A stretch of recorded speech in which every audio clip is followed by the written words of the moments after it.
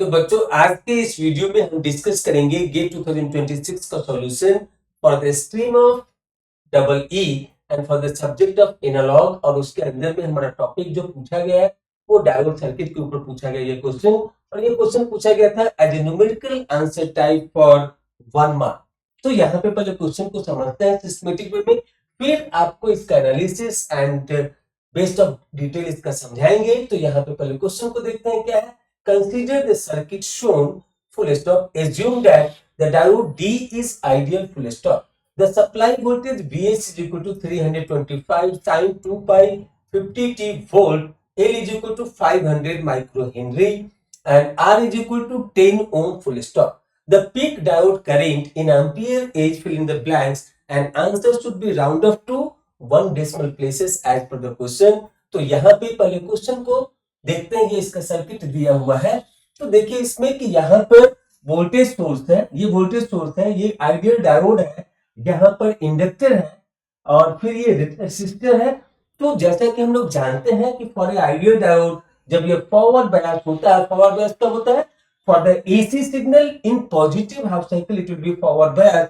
तो उस समय में ये आइडियल डायोड हमारा शॉर्ट सर्किट की तरह ट्रीट होगा under the forward bias condition. Under the forward bias condition ये शॉर्ट सर्किट की तरह ट्रीट होगा।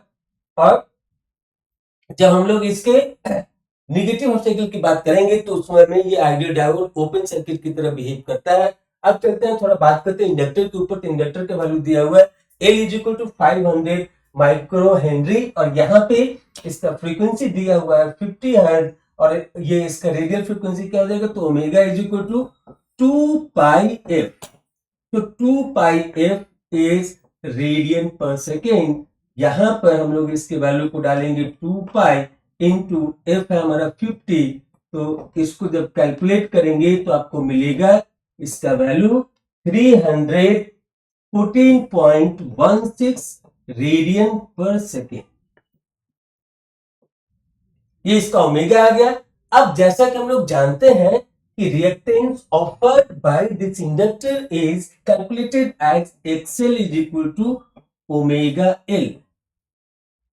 तो यहां पे ओमेगा का वैल्यू हमारा आया 314.16 और एल का वैल्यू दिया हुआ है 500 माइक्रो हेनरी। तो 500 इंटू 10 टू द पावर -6 जब आप इसको कैलकुलेट करेंगे तो आपको मिलेगा 1.57 ओम। तो एज पर द अप्रोक्सीमेशन जो गेट में अलाउड है कि यहां पर अगर आप देखेंगे कि reactance offered by this inductor is much smaller compared to this resistor at the given frequency। तो इसलिए as per the circuit analysis हम इस इंडक्टर को at the AC condition we can assume this as a short circuit under the AC condition। यहाँ पे जो signal दिया हुआ हमारा AC सिग्नल है। तो AC सिग्नल जब देते हैं तो उसमें इंडक्टर हमारा शॉर्ट सर्किट की तरह ट्रीट कर सकते हैं यहाँ पे एज पर द अप्रोक्सीमेशन। अब यहां क्वेश्चन में क्या पूछा है? The peak diode current, the peak diode current in ampere. तो यहां पे देखेंगे कि voltage source, diode, inductor, resistor all are connected in series. तो जब डायोड कंडक्टिंग स्टेज में होगा तभी इस सर्किट में करंट फ्लो होगा। तो यहां से इसके करंट को मानते हैं आई। कब होगा? तो पॉजिटिव हाफ साइकिल में होगा। जैसे यहां पे देखिए कि अगर ये हमारा एसी सिग्नल है, ये हमारा एसी सिग्नल है,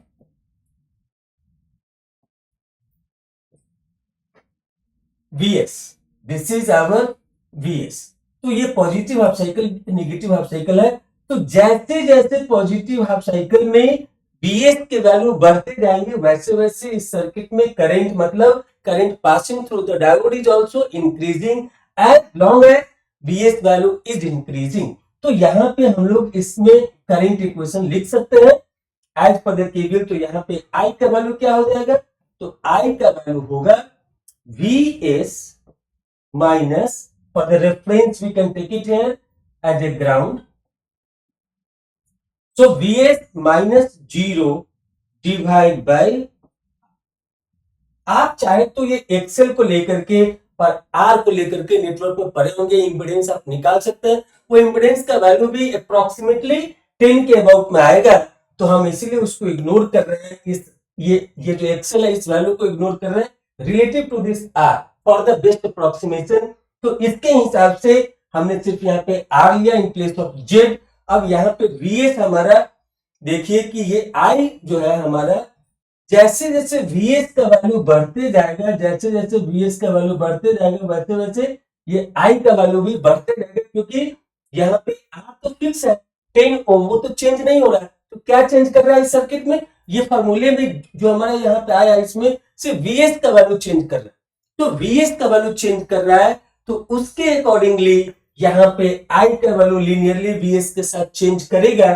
तो जब वीएस पीक पे जाएगा, जो हमारा इनपुट सिग्नल वो जब पीक अपने पीक पे जाएगा, तो उसी समय में जो current passing through this circuit, it means current passing through this diode will be peak. तो यहां पे आई पीक हमको कब मिलेगा, तो जब वीएस हमारा पीक पे होगा डिवाइड बाय आर। अब देखिए कि वीएस का पीक क्या है, तो वीएस का पीक ये पॉइंट आएगा, तो यहां पर इसका पीक पॉइंट जो है वो होगा 325 वोल्ट। तो यहां पर जो पीक वोल्टेज हमको मिला वो मिला 325 वोल्ट, और आर है इस सर्किट में 10 ओम। तो जब आप इसको डिवाइड देंगे तो हमको मिलेगा 32.5